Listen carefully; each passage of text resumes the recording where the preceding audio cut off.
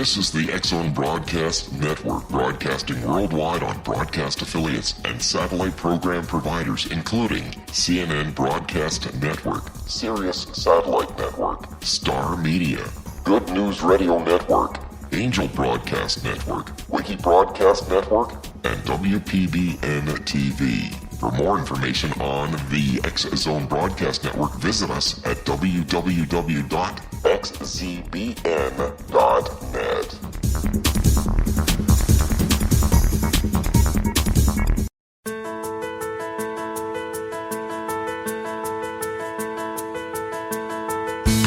Hi, curious minds out there in our ever-expanding radio land. Welcome to CC with BB, Connecting with Coincidence with Dr. Bernie Beitman, MD. That's me. This is the only radio show in the world dedicated to the study of coincidences, synchronicity, and serendipity. We are coming to you through the X-Zone Broadcast Network, located in Hamilton, Ontario, Canada, and broadcasting all over the world. What is the relationship between mind and brain? Does brain produce consciousness, or does the greater consciousness produce the brain? How do mind and brain interact with each other? I'm a psychiatrist. I study this question in my office. I help people with medications and psychotherapy. I work in both brain and mind. You need your mind to recognize a coincidence and your brain to talk about it. Coincidences are like messages in a bottle.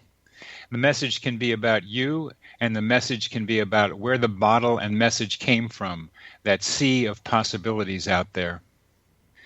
Coincidence sometimes points us toward previously unrecognized causal connections. They teach us about hidden potentials within us, like telepathy and human GPS, our ability to get places we need to go without knowing how we got there. They tell us about other intelligences that may be influencing our lives, and they sometimes trick us. The phrase connecting with coincidence is my coincidence brand. It is the name of my book, my Psychology Today blog, my website, and my social media sites. To find any and all of them, please put Connecting with Coincidence in your search engine. Would you like to know how sensitive you are to coincidences?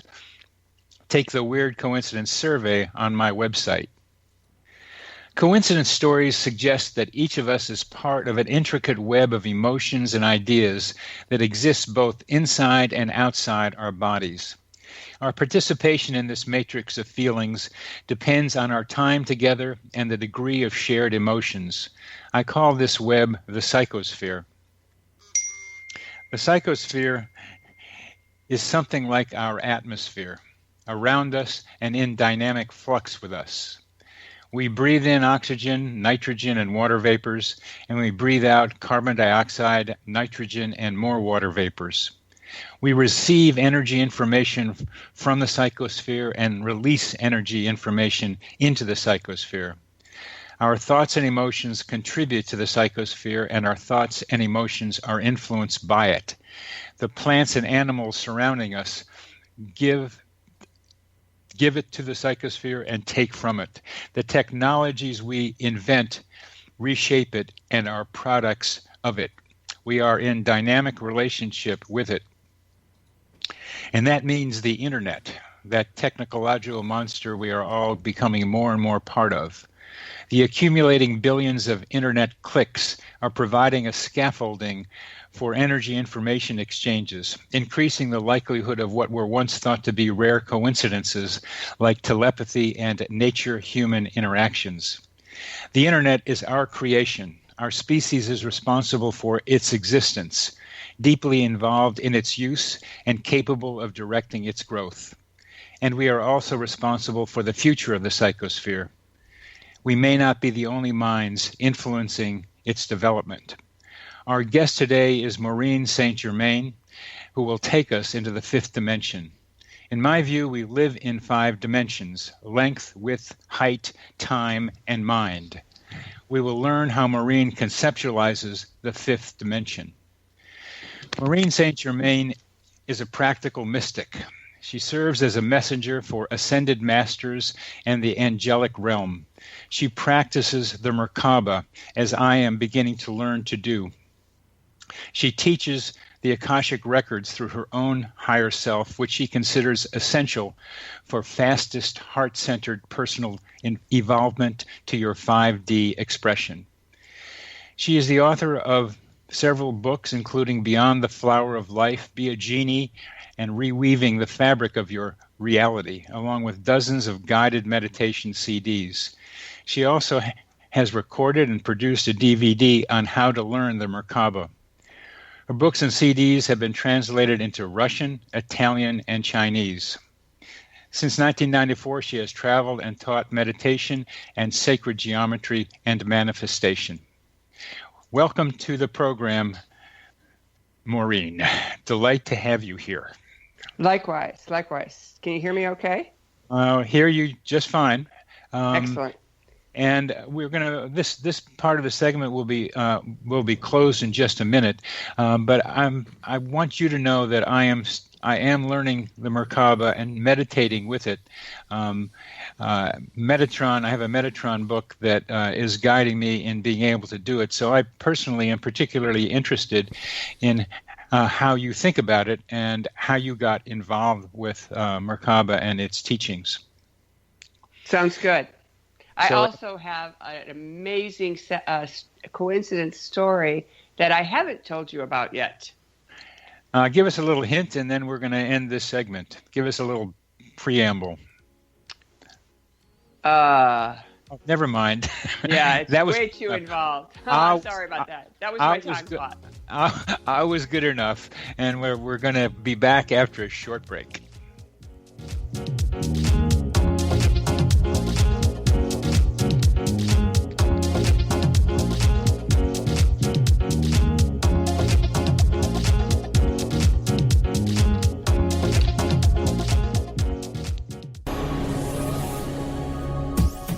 This is the X-Zone Broadcast Network, broadcasting worldwide on broadcast affiliates and satellite program providers, including CNN Broadcast Network, Sirius Satellite Network, Star Media, Good News Radio Network, Angel Broadcast Network, Wiki Broadcast Network, and WPBN TV. For more information on the X-Zone Broadcast Network, visit us at www.xzbn.net.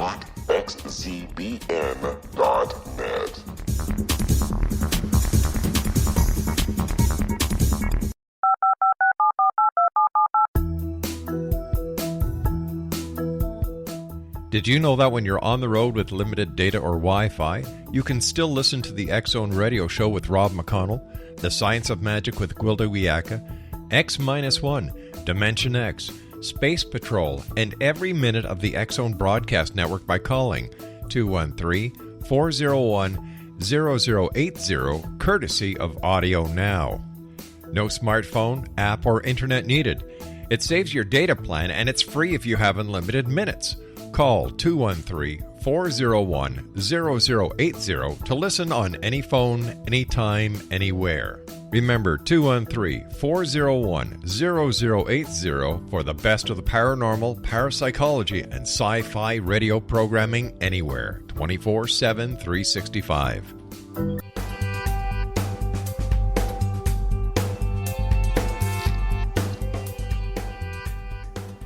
Welcome back to CC with BB, Connecting with Coincidence with Dr. Bernie Beitman, the only radio show in the world focusing on coincidences. And our guest today is Maureen St, who will tell us an outstanding coincidence. Okay, so the story begins with the fact that I do check in with my higher self, and I consider that guidance 100% accurate. So when my husband and I made a plan to travel from San Diego to Los Angeles for the day to attend a museum, I always check in. And then later, my husband said, you know, we don't have to be there till later for the concert of your friend. Why don't we go to the new Broad Museum that is just opening? It's only been open a few weeks. And I said, well, let me check in. And my higher self said yes. Now, I will tell you personally, I did not want to add another event to our already big day of driving to LA and back. But my guidance was clear, so we got up early and we were at the museum an hour before it opened to get a good place in line to get in. The line for the free entry was probably already had 200 people. The line for the paid entry to get into the special exhibit had like one person. And then there was another longer line of all the people who had bought tickets 6 months ago before the museum opened. As soon as we get in line, my husband looks at me and says, I'm going for coffee, and disappears. 15 or 20 minutes later, a woman walks up and says, I've got a couple of tickets, extra tickets for the early entry. Does anybody want them? And I'm looking around, and I've already made friends with everybody in line, and nobody speaks up. And so I said, I'll take them. And she says, oh, well, it's for two people. And I said, well, I am two people. My husband just went for coffee. She said, well, you need to come back and stand in line with my family. And I had already seen where she had come from, which was much further back, but because she had early entry, it wouldn't make any difference. So I said, okay, I'll do it. And I told my new friends, tell my husband when he comes back where I'm at. So off we go. And then as soon as we get in line, we stand there for a few minutes. And I say, well, I better go check and see if my husband's back. And he's not back. And then when I come back the second time, she says, the woman who gave me the spot says to me, I'm going to go check on something at the front of the line. Here, you hold the tickets, because if we get separated, you'll need this to get in. So now I'm holding her paper ticket that she's printed off the internet, and it has the name Regelsberger, a very interesting long German name. And I looked at the man who was with her, and I said, you know, I used to know a family named Regelsberger, but they're from Ohio. And he said, well, we're from Ohio. And without skipping a beat, the older woman who was standing next to him looked at me and said, are you Maureen? This woman was my mother's best friend when I was growing up. The last time I had seen her was at my first wedding 40 years earlier. Beautiful. Isn't that cool? Yes. And it gets better, because now I've hired her granddaughter to work for me in New York. Oh, wow. That somebody told me one something like that, and it was in Ohio that this one took place. And I was trying to get the story back, and it's complicated why I didn't. But that running into somebody who knew your mother thing and was at your wedding, that one I've heard that one before. It was heard it on Jury Duty, where something similar happened. They did something like just what you talked about. When you think about that, Maureen, all right, before I ask you that question about explanation, when you check into your higher self, could you tell us what you do when you do that? Yes. This is a technique that I teach people, and I take people through a guided meditation where we actually ask the higher self to move into the heart. Once the higher self is moved into the heart and we've opened up that connection, then we ask the higher self to give us a symbol or signal that stands for yes and no and neutral. And 95% of the people that I work with get a signal right away. They get a color, they get a shape, they get a figure, like one woman got a thumbs up for yes and thumbs down for no. Other times people get body sensations. Their stomach feels funny for no, or they feel a very strong sensation on one side of the body or the other. A story about a woman who had an itchy ear, didn't like it and complained, and so then her toes started to itch. No, I'm waiting for my signal. And so then her whole body starts to itch, and then she realizes, oh yeah, that's my signal. Better take it what I get. So it could be something unusual. It could be something that doesn't match, an itchy ear and then a pit in your stomach. But what happens is then you have to practice that for 45 days. And you practice it by being playful and only asking unimportant questions. So for 45 days, you're allowed to ask about stuff you're willing to do, whether it's, put on certain jewelry, take a certain route, whatever. If you care about the answer, you're not allowed to ask. You're not allowed to ask predictive questions, and you're only allowed to ask yes, no. This is a real narrow focus. And you're not allowed to use any other divination tools. No pendulum, no muscle testing, none of it. It's all off limits for the 6 weeks. At the end of the 6 weeks, you have a connection that you can recognize even in a difficult situation. And that's the whole point. People second guess their guidance and blow it off or discount it. And lots of times people don't pay attention to it. So by paying attention to it and always responding in a proactive way, you gain that legitimacy with your consciousness. And then that connection becomes 100% clear and 100% accurate. So we just check in. And please go through the beginning part of that where you invite your higher self into your heart. I'd be happy to take people through the meditation. You want to do that right now? It'll take about 2 minutes. Go ahead. Okay. So if you're in a spot where you can do this, don't do this while you're driving or operating machinery. But if you can, sit quietly, close your eyes, and think of something you love, a pet or an infant. And you say to this little one, I love you, 3 times. Just say that in your thoughts. And your heart will start to expand. If you're sensitive, you'll actually feel it in your chest.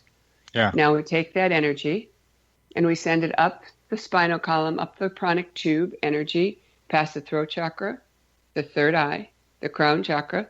We keep going all the way up to the 8th chakra, where the higher self portal is. And we invite the higher self to join us in our heart, which is the lowest place the higher self can be while we are in our 3D bodies. So we've invited the higher self in, and we ask the higher self now, higher self, we want to improve the connection between me and my higher self. I want to be able to hear your responses to my questions, and I'm going to practice with you for 6 weeks. To that end, I would like my signal for yes. So what does yes look like, feel like, sound like, smell like, taste like? Give me my signal for yes.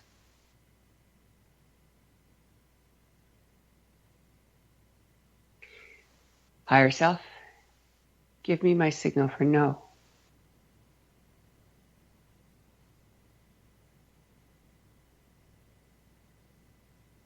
Higher self, give me my signal for neutral.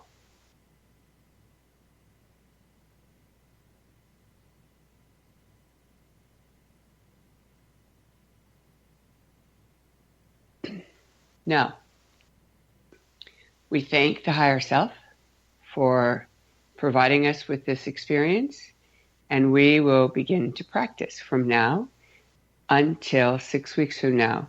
And no matter whether you're hearing the show live or you're hearing a recording of it, look to the future and name that date right now. That's very important. So as you name the date, write it down in a piece of paper or something, or just put it forward. And let's say that future date is, some special day in your life, your birthday, let's say. Then you say to yourself, okay, from now until my birthday, I am going to ask unimportant, insignificant questions of my higher self. And I will always act on it. So if I ask my higher self whether I should wear the red shoes or the blue shoes, and my higher self said wear the blue shoes, then I wear the blue shoes. And the questions are always yes, no. So higher self, do I wear red? No. Higher self, do I wear the blue shoes? Yes, like that. So it's always using the word higher self, always asking the question as a yes, no question. And there's 7 protocols to this process. So in other words, yes, no questions is one of them. The 6 weeks practice is one of them. No open-ended questions is one of them. No important questions is one of them. And no divination tools. So what happens is when you follow that set of protocols for 6 weeks, you will get 100% accuracy. So that's what I mean when I say I check in with my higher self. Very good. Very good. Thanks for the beautiful explanation. And now how do you explain in the this wonderful coincidence of yours in the line in the museum? Well, because I'm so plugged into the universe, I'm quite certain that when I asked, even though I knew I didn't want to add all that extra time of getting up super early on a Sunday morning, at the ego level, I certainly wasn't interested in doing that. But because my husband asked if we could do it, rather than tell him, I don't want to do that, I just said, well, let me check in. I'm thinking maybe my higher self will tell him no, because I wasn't particularly interested in my husband as a suitor. And my higher self kept telling me to allow him in. So he knows that I'll follow my higher self no matter what, even if it means marrying somebody that I wasn't 100% sure of, which is kind of cool. it also works, in my favor when he doesn't like what he's getting as a response. And I'll just laugh and say, you of all people, I wouldn't even be with you if it weren't for my higher self. So I guess the answer is because I'm so plugged in, universe looked at that and said, this is a great idea. She'll be able to connect with her mother's friend. And my mother's still friends with this lady. And this lady was at our house the whole time I was a teenager and growing up. So pretty impressive that she recognized me out of 6 kids that my parents had. I wasn't just like an only child that she remembered her best friend's daughter. I was one of 6 kids. So, and oh, by the way, she had 6 kids of her own, they had these ladies, two ladies had a lot in common and were good friends. So, and they still are, by the way. The treat, my mother does not use a smartphone, but my sister who lives near her does. And I sent my sister a picture of me and Pat at the museum. I figured that would make a much bigger point and be a lot more fun than just telling the story. Oh, yeah. Picture there is worth 1,000 words. Yeah. So I guess the connection is that because I'm connected to the universe in a loving, heartfelt way, I get loving, heartfelt opportunities all the time. All the time. All the time. And that's a loving, heartfelt opportunity for sure. Mm-hmm. And I will say that the instructions that I gave, also, if you're looking for more detail, can be found in the book Beyond the Flower of Life. Say that again, please. The Beyond book is Beyond the Flower of Life. Beyond the Flower of Light. Life. Of life. Yes. It's related to the MerKaBa work, the meditation work. Yeah, when you were talking about opening your heart, I was thinking of that you might go through that golden cord from the heart to the third eye, but you went up through the spinal column. And then the pranic tube, right. I put people in the spinal column because I wasn't sure if your listeners would know the pranic tube. So I started with that. We've come to the end of this segment, and we will be back with Maureen St. in just a little while.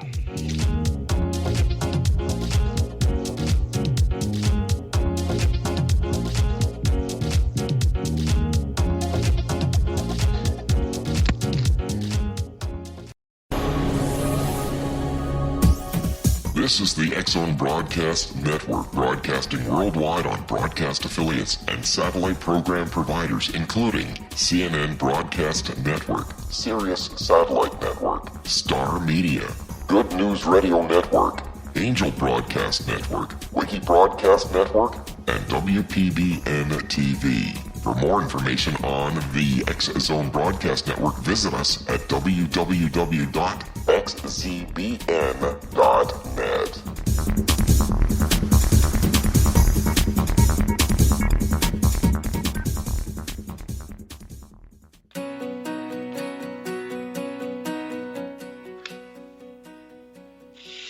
Welcome back to CC with BB. Our guest today is Maureen St.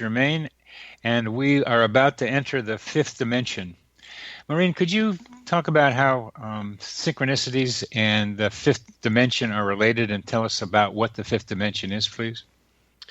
The 5th dimension for me is best explained by saying that I see 3D as a projection from other dimensions, and it represents what we observe as physicality. 4th dimension is the realm of emotion, where the energies still contain polarity and energies of emotion are amplified. And then 5th dimension is the realm where most churches teach us is heaven. And it is the version of yourself that is plugged in enough to the divine to know who you are. It is the realm where there is no need for polarity, and it is a realm of action and bliss. So I'll use the phraseology, when you first get to heaven, all you want to do is relax and enjoy. But then once you've been relaxing for a while, you're ready to do something. And that's then the expanding version of fifth dimension. So fifth dimension is the combination of the human who is going to become divine, like the Buddha, like Christ, like Krishna, and embody their divine signature within the physical body. And I believe that's where all of humanity is going, by the way. We better be, and I hope so, and it looks like it. That's well said. Thank you. How does the fifth dimension relate to higher self? As a mystic, what I have been guided to know is that your fifth dimensional self and your higher self are the same. So when you invite your higher self in, you're actually inviting the version of you that has this level of mastery that we are aspiring to. Okay, that's what I thought. I have a friend who is with whom I think I can be in her higher self and my higher self around the same time, and it's a wonderful experience. And as she says, we should be relating to each other like this. More people should be relating higher self to higher self. Indeed. One of the things that I'd like you to comment about is interpersonal relationships. I'm a psychiatrist. I do psychotherapy, and I study relationships. A lot of people are studying relationships, not just me, not just within the profession. But I see a lot of some people, read about some people, experience people who may be developed spiritually, but are not very well developed interpersonally and psychologically. They need to be going together, I think. Do you see that kind of discordance yourself? Yes, and I have labeled it survival psychic, because I believe those people have activated their higher chakras out of a need to survive, and that they have walls around their heart, which is why they're unable or unwilling to develop the personality and integrate higher emotional values. That's right. I mean, you just put words on what I've observed. It's because these are people that have been traumatized a lot and Exactly. flipped up into higher and gotten tuned into all kinds of stuff out there, but they're afraid to be with people. Yes, and I will tell you that as a mystic, what I have come to know is that when I first encountered these people, I was mystified as you. Yeah. And then as I asked for guidance on what was going on and what had happened, the exact identification came as you have given. And what I have learned is the way that person becomes healed is to do heart work. So, for example, I have an exercise in the same book, Beyond the Flower of Life, called the I Love You exercise. And it is a deliberate process, and there's 3 steps to it. The first step is you write all the I love you statements of the people in your life that love you, that you feel good about, and their relationship is normal and healthy and happy. And then you write I love you statements from all the people that loved you imperfectly. That would be the parental units or whoever was your caretaker as a child, and their conditional love. And you rewrite it, and you follow this formula. And the formula goes like this. In the past, or I used to, one of those 2 phrases, and then you say, I was critical of how you did your homework, let's say. So it would go, in the past, I was critical of how you did your homework. But, great takeaway, today, I can see you are a brilliant thinker, a wonderful executive, and I am so proud of you. Now, here's what happens. Everyone has an internal BS meter or an internal gatekeeper. And we all have heard this, that if all you heard was criticism as a child, that's the only thing your mind recognizes as value or real. So what we're doing is we're recognizing the phraseology in the past. I used to say these horrible things to you. That gets you past the gatekeeper, the front desk, if you will. And then once you're behind that gatekeeper, then you plant the but word and you reframe it the way you want it to be, the way you would have preferred they say to you. That's the first step. The second step is you record it in your own voice and play it back. And the third step is you do that every day, at least once a day, twice a day preferable, for 45 days, because 45 days gives you new DNA.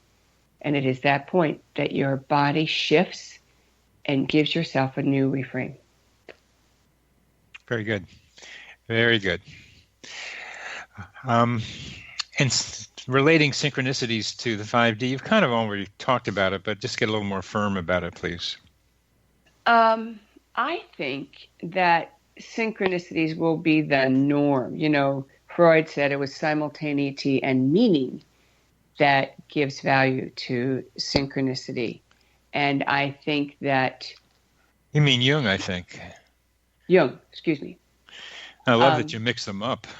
I'd like to hear Freud's. Hey, we can do that exercise with Freud. You used to say that was stupid. Now you're saying, but now you're saying. Exactly.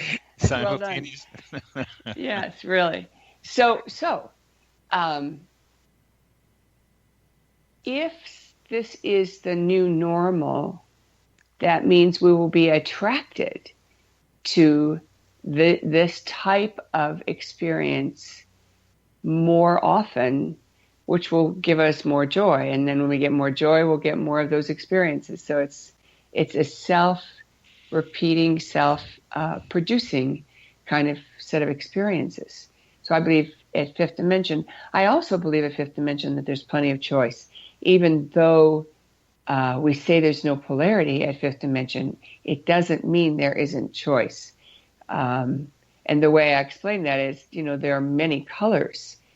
We're not sticking with black and white anymore. And as long as it's a color, it doesn't matter. It could be white or any of the colors. It could even be the absence of a color, but it's not likely because the fifth dimension is so filled with love that there's always love to fill the void. What you're implying is that synchronicities or meaningful coincidences are always positive. They are not. I have too many experiences, and part of what I'm trying to do is get people to be more discriminating about how they look at experience and decide about meaningful coincidences. What do you think? Interesting. There are. They deceive us sometimes. I like to say that coincidences provide us opportunities, but we decide how to use them. Absolutely. But, you know, it's interesting you say that they are negative as well. Yes. Apparently not in my world. You have to educate me. Yeah, not in your world. You've gotten to a place where it's a lot of flowers and happy and love by being in the fifth dimension. There are several different kinds of deceptive ones. Some are consciously construed by people to create what looks like a coincidence to fool somebody else. But we didn't need to talk about those. Oh, sure. You mean, you know, like rip-off artists. Like rip-off artists, yes, just to start off with. But the person on the other end of that doesn't know it. It looks like a great opportunity. So it requires discrimination of those. And that's a simple one to talk about. There are others that I call false promise coincidences. They look like they're promising something and it doesn't deliver. It doesn't mean there isn't something some good to be gotten from it, but the initial excitement, the positive, oh, the universe is looking out for me, doesn't pan out the way the person thought it looked to be. But I wouldn't even label those a synchronicity. I mean, if somebody gives me a promise and they don't fulfill, how does that fit into synchronicity? Well, what I'm meaning is a simple example of a man sitting on an airplane going for a job interview, happens to sit down with the boss of the guy he's about to be interviewed by. Okay. And they have a great connection. And things look like they're right, because here he met the right guy who's the boss of the guy who's going to be interviewing him. He goes for the interview and doesn't get the job. So that coincidence of meeting somebody on an airplane was very positive for him and looked like a positive future. But you're overlooking the entire possibility that he might get an even better job, and all he needed to do was make that connection now, because sometime in the future he is going to connect with that company. And I have seen that happen, where people think it's going to work this way, and it doesn't. A few years go by, time goes by, and suddenly they're doubling back, and they are connected with that person. That requires getting a future history. I mean, being able to figure out what the future is going to bring. And one of the troubles with a lot of the coincidence analyses is that they are looked at temporally, just now, to see what's going on. Exactly. I agree with you. Which is mostly the way we do it. But then there are those that take some time to unfold. I've had some bad things happen through coincidences that after a while really turned out to be a good thing. But in the moment, or even the months of some of these bad ones, it looks like what was supposed to be turned out to be pretty terrible. The judgment here in our emotional fourth dimension is black or white, and it looks bad now. So usually people don't take the temporal perspective that you just described, and you don't know whether you're going to get caught up in that company, or because you didn't get the job, you really got a better one. You don't know that at the moment. At the moment, it looks promising. But to me, that's Yes. sufficient. That is sufficient to give me joy, even if it doesn't go any further. How cool to have that opportunity. And that in itself should be able to stand alone, not because I'm going to get something, but because I met this guy who's also related to the person I'm going to interview with. And there's another piece here that is very interesting to me that, again, points to this fifth dimensional stuff. And that is when you hold your energy in 5D, when stuff happens that you can't figure out that looks bad, I tend to qualify it and say, well, the universe must know something I don't. That's really a good position to take. We're come to the end of this segment, and we will be back after a short break.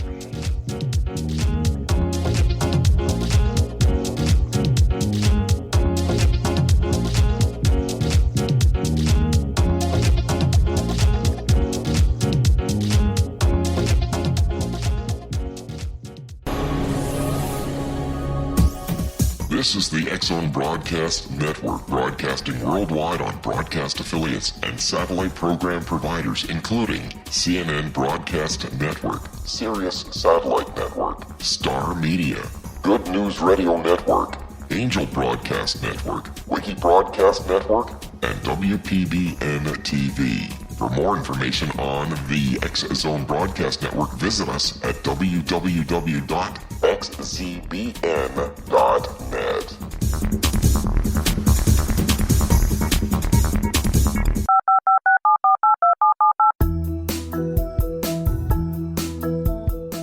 Did you know that when you're on the road with limited data or Wi-Fi, you can still listen to the X-Zone Radio Show with Rob McConnell, The Science of Magic with Gwilda Wiyaka, X-1, Dimension X, Space Patrol, and every minute of the X-Zone Broadcast Network by calling 213-401-0080, courtesy of Audio Now. No smartphone, app, or internet needed. It saves your data plan, and it's free if you have unlimited minutes. Call 213-401-0080 to listen on any phone, anytime, anywhere. Remember 213-401-0080 for the best of the paranormal, parapsychology, and sci-fi radio programming anywhere, 24/7, 365.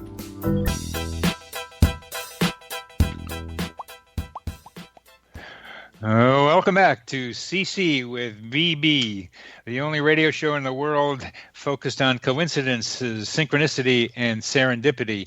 Our guest is Maureen St. Germain, who has some sophisticated views of how we should think about coincidences and synchronicities.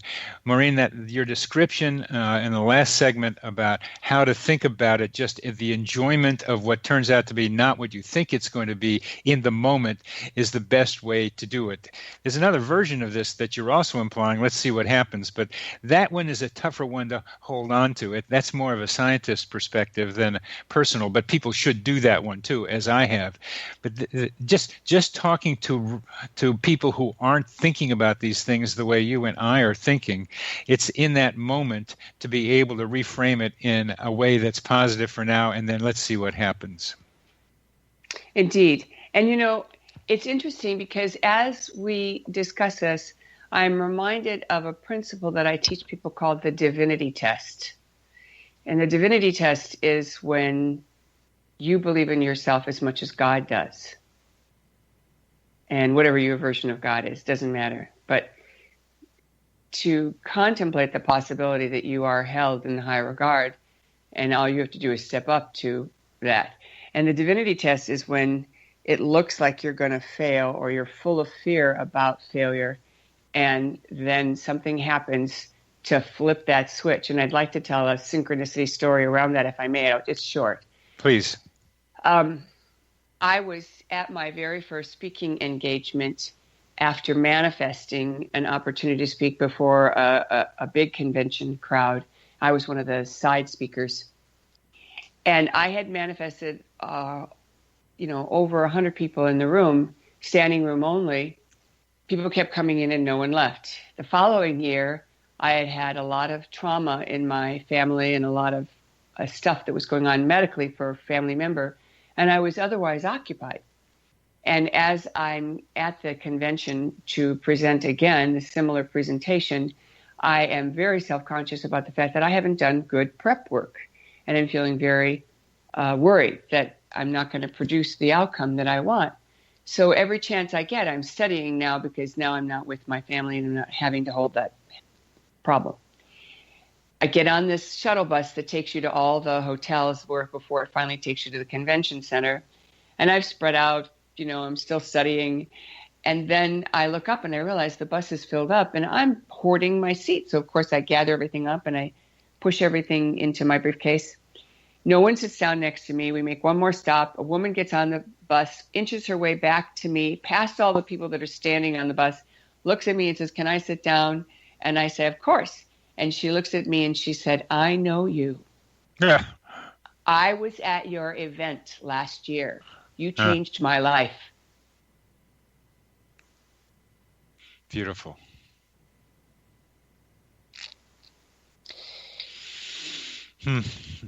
So I quit worrying. And you had standing room only again? I did. Double the attendance. Oh, wow.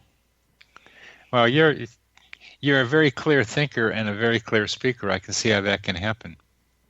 Thank you. Why do you think serendipity is so important in the world today? I think it gives people hope. I think it gives people hope in spite of the fear that's being broadcast to people right and left. I think hope in this type of environment gives people the ability to know for certain that there is a possibility for something better than what they're seeing around them. People are bombarded with things to be afraid of all around them. Yes. So, and how do coincidences help people do that? Well, I think the first thing that happens is when you have a coincidence, you're filled with joy.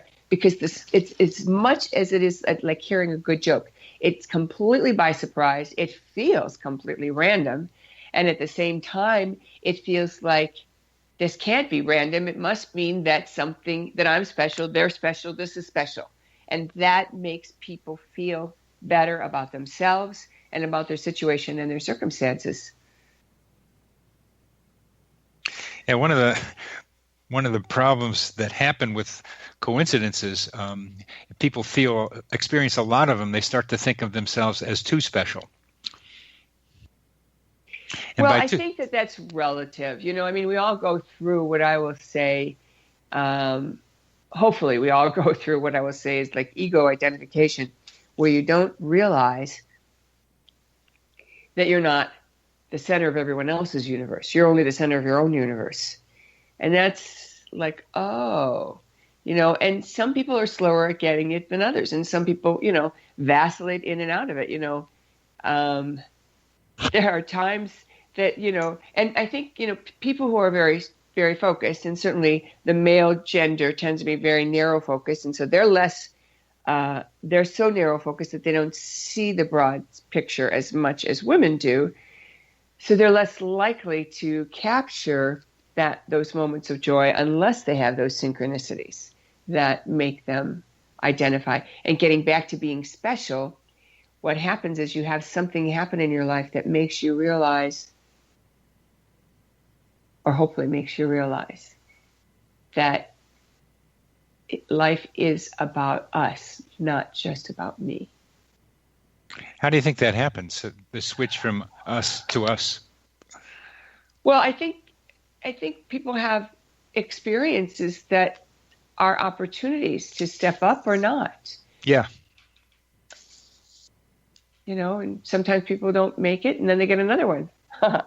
Yeah. I've always been of the mindset that, if I don't get it when it hits me the first time, I am going to get, another opportunity. I'd rather take it the first time. But sometimes we're not ready. It's like some people don't pass the bar the first time, or they don't, and this goes back to the higher self, because I will tell you, there have been moments in my life when something happened, people behaved badly, or I thought they were behaving badly, and I wanted to, I'll say, lash out or say something, to make me feel better. But I would always check in. And sometimes my higher self would say, don't do that. And I wouldn't. And later I would see why. So there's another benefit of always checking in with your inner wisdom, because sometimes when you think you're right, even if you are right, there may be other circumstances that you're like being too powerful. I talk about the use of power a lot because, everyone has power. You have power over the gas station attendant. We have power over the receptionist at maybe the doctor's office, at least for a few moments. And when we treat people with a lot of respect, we get a lot back. And that's something we have to learn, because we don't always know that. No, we don't always know that. Your comments about men I think are correct, just generally speaking. Of course, they're broad generalizations, and women. But your comments about checking in with the higher self relate to just a more basic psychotherapeutic technique, or idea really, is to stop and think. Rather than react, you respond. So you take a moment to think about what you're about to do rather than reacting. And when I'm talking to people about doing that, it's not, I don't invoke a higher self necessarily, because the first step is to stop and see what else comes in. You invoke the higher self, but the key process is stopping to not behave, not act, but stopping to wonder whether you should act and how you should act. Well, that's a good point. But I would say to you, as a woman, there are times that I am so filled with emotion, with passion, that I don't really care what the thinking process is. I'm feeling it. I'm feeling so much emotion that I want to respond from an emotional vantage point. And it's like it's like a fire in the belly. You have this desire that moves through you, and that's a very strong difference in women, because women, it's much, much harder for a woman to pull herself out of that emotional sea. Yeah. And that's why I just go right to the higher self, because I'm not using my brain at that point. I'm just using my connection. So I understand what you're saying, but I do. It's a pattern. It's a habit. It's a habit. It's a habit. It's a habit. It's a habit. It's a habit. Mm-hmm. And even without invoking the higher self, to have the habit to stop and not respond is essential. It's a very good thing for us to be able to do. And that brings to, again, not necessarily higher self in consciously invoking, but the ability to allow one's intuition, which is similar to having the higher self talk to you, let your intuition guide you. And I think that's one of the transformations that needs to be happening in the world today, is to be able to let people bypass rationality and tune in to what the inner voices can tell them to do and think. I have a mixed response to that, because I know a lot of people can be possessed and driven by outside energies that are not theirs. Yes. So I'm very careful. I don't like intuition from that vantage point, and that's why I always teach, make that higher self connection, because once you make that higher connection, then you're safe. You can't have interference. That's right, because those other things can interfere. Well, you're answering a question I've had. I've kind of scientifically suggested to people that they test out which voices are the ones to pay attention to and which ones aren't. You bypass that question by going to the higher self. Right. We're coming to the end of our program. You have been a delight to listen to, Maureen. Thank you. You're welcome. And your thinking is clear, it's advanced, it's sharp, and I think our audience will get a great deal out of listening to you. So thank you very much for being on the program.